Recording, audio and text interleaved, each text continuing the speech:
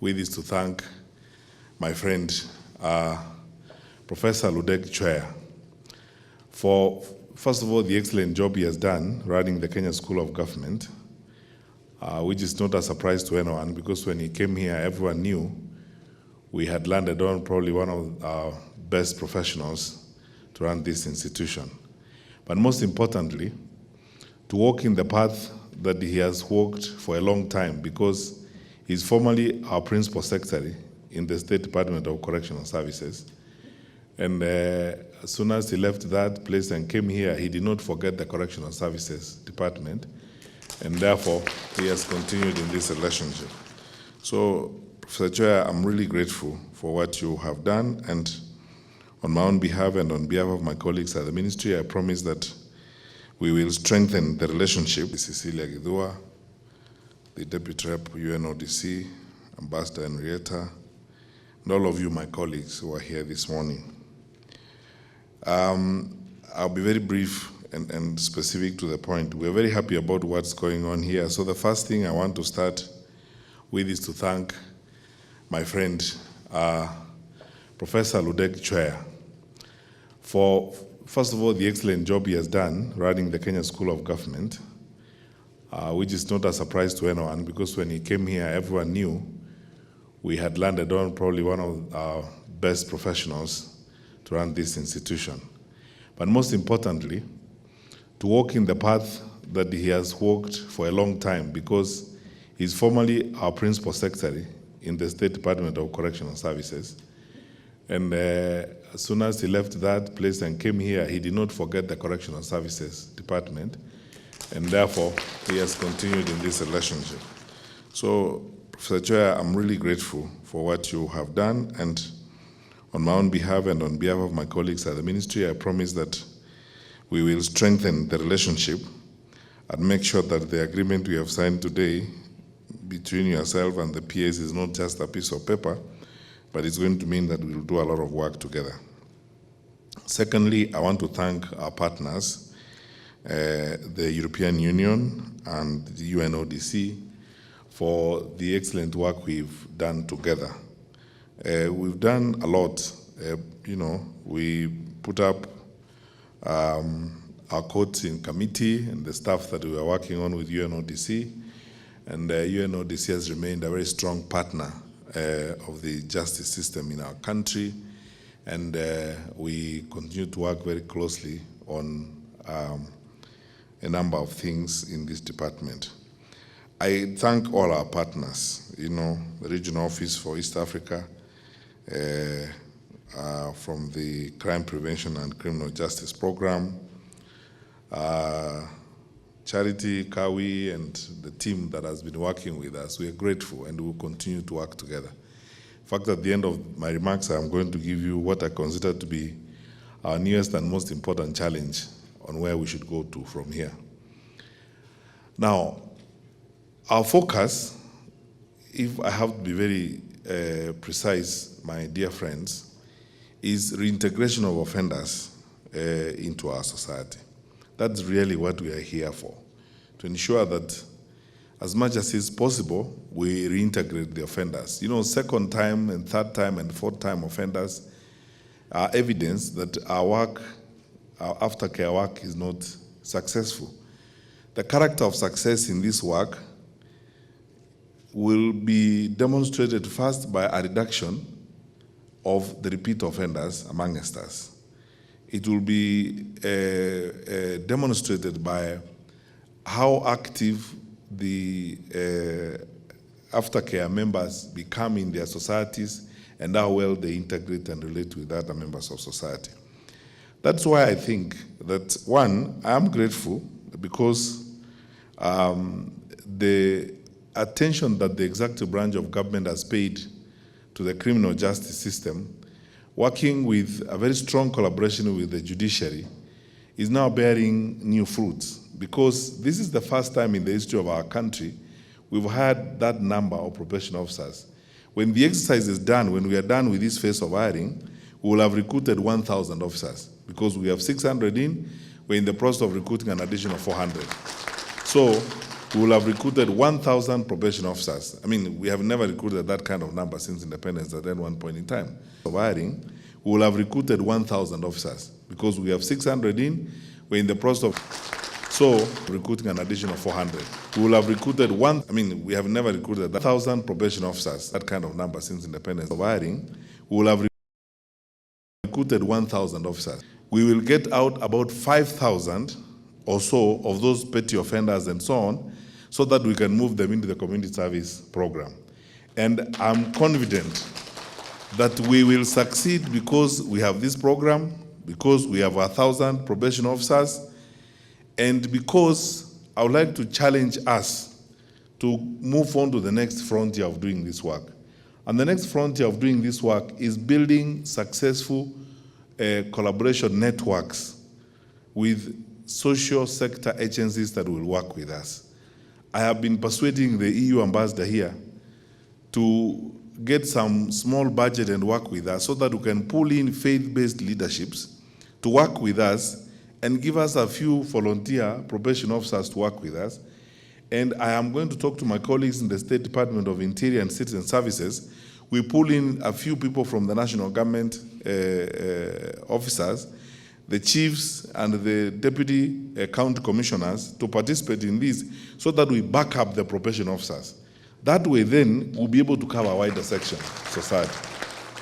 So PS, I want to ask you with the team that in the next 1 month we should meet here and invite NCCK, the evangelicals, the Supreme Council of Kenya Muslims, and so on, to also come and sit with us to see how we can now build new partnerships between our probation department and our probation officers and these faith-based platforms, so that we can draw from them some support in reintegrating offenders. Because, you know, if we do this aftercare service in a collaborative manner, we will most likely achieve more.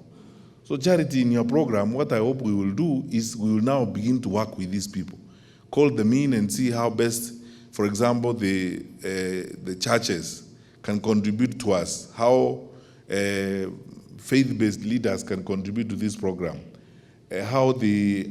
like now there are people we have in the field called the ACCs, the Assistant Commissioners, who work under the Deputy County Commissioners. I would like to deploy them more in working with the probation officers, because they are the cadre of people who are between the Deputy County Commissioner and the Chief.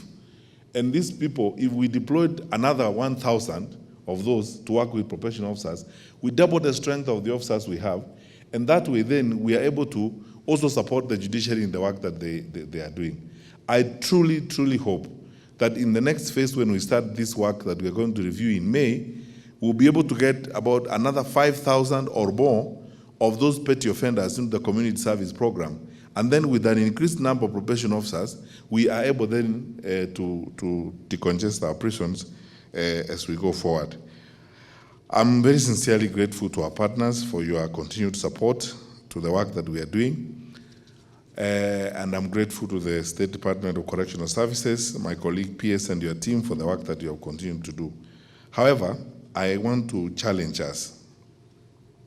Much as people argue that we don't pay attention to probation officers, I would also like PS that people are serious about performance monitoring. We can't just hire people and pay them salaries to walk around. As you train these people, Professor Chwea, let us also think about performance measurement and mechanisms of ensuring that we are getting value for time and value for money. You know, allow me to be candid on this matter. One of the reasons why we have also sometimes failed is because we have officers who are just loitering around. They're not doing what they're supposed to be doing. Because if each one of us, if we are creating an army, we're not creating an army of idlers. We're creating an army of people who are going to deliver results. And the results then must be measured. I hope the head of probation and your colleagues, you will also, in addition to training, come up with a mechanism of telling me or filing, because we are paid by the public, we are paid by Kenyan taxpayers. And we should be honest enough and tell them what we have done with their payment. So that what is the measurement of our success? How many people have we worked with? How much work have we done in terms of reintegrating offenders in society? Our job cannot be just, we hold these positions, we are probation officers, but at the end of the year, we have these problems. I imagine that the first thing we should notice with the 1,000 officers that we are going to have in this department is A, the judiciary will get all the reports they need on time, so that judicial officers will be properly informed in terms of making decisions. Because I can see clearly that, okay, fair enough, we have done about 14,231 reports. That's fine. But the pending ones are about 60,000. So you see, the question is, it's good that we have done so many, but what about the ones that are pending? And any reports that are pending means that there are people who are not being addressed. There are cases in which the judicial officers are not able to make decisions because we have not filed our reports. So let's be sincere one to another, even in a case like this. It's good to say nice things, but it's also it's good to say accurate things. Let's get some work done. And I hope that as we go forward, we are going to see new probation officers. The character of new probation officers are those who will file their reports timeously, accurate reports that will facilitate the judicial officers to make decisions. Because that is then how we will justify the taxpayers' expenditure on getting 1,000 people employed as probation officers as we go forward. So, and this is doable, my brothers and sisters. It's something that we can do. Let's rise up, dust ourselves up, and ensure that a new face and a new way of doing things is going to be seen here, and so that we walk the talk. Everywhere we go, every time we meet, our colleagues from the judiciary and our colleagues across the justice system tell us we need to decongest the prison services. No one knows this better than us because we deal with this on a day-to-day basis. One way of doing that is by having effective probation work being done and effective collaboration between ourselves and the judiciary on this particular matter. As we tell others to do their work, let us also do ours. It's a better message to our colleagues if we are going to be dutiful and focused in the way in which we are doing our work. So I ask that as we discuss this matter and as we launch this training today, we are not launching this blended program just for the heck of it. We are also launching this so that we have a blended program that is going to describe the new face of the probation department. If we are not going to have a new face of the probation department and a new way of doing things, we are wasting our time. And why should we waste our time? We have better things to do than waste our time. And worst of all, waste the public's money, if we are not going to change the lives of our people in the work that we do. So, PS, you must pressurize the head of probation. You must put pressure on the leaders of these institutions to ensure that we actually know whether or not our officers are delivering. And we can measure scientifically whether we are doing what we are supposed to do. The day the Chief Justice and the judicial officers tell us all the reports are in, the day we don't have 60,000 or so reports pending, then we will know we are getting some work done. I am happy about the number of reports that we have done so far. And actually, I sympathize with my good friend here because of sometimes what she has gone through. There are times when she doesn't have a budget, she can't even move around, she doesn't have fuel. We are trying to improve all that. And we think that even in the new phase of the leasing arrangement we are going to have, I promise you, and working with you, PS, that we will make these people even more mobile than they are right now. But we don't give you a vehicle so that you feel nice. We give you vehicles, I want results. That's the whole issue, I want results. So that then we can see value for the investments that the public is making in the work that we do. So finally, I'll complete with this assurance. You can expect and you will get 100% cooperation, collaboration, and support from us. Our development partners who are working with us, I believe you will find us worthwhile partners. Whatever resources you put here collaboratively with us, we will make very good use of it. And as always, we will continue to be responsive to your views and the way you advise us to work.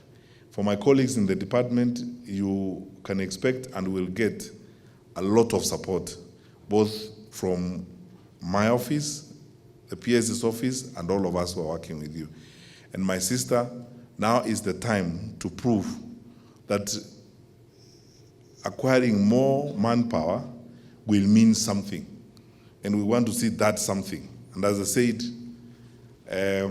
I hope and pray that within the next 1 month, PS, I will be here to meet with the faith-based leaders, and we'll begin a conversation to build a collaboration between the probation department and our faith institutions so that we can begin to draw in communities. And I will tell Mr. Osia, our Secretary for National Administration, to begin looking for a way of drawing in the ACCs and of course now down to the chiefs to support the probation officers. We want to breathe new energy and new life into the probation department and the work that's going to be done here so that we can also respond to the good work that the Chief Justice and the Judicial Commission is doing. That way then we will decongest our prisons and have a better country as we go forward.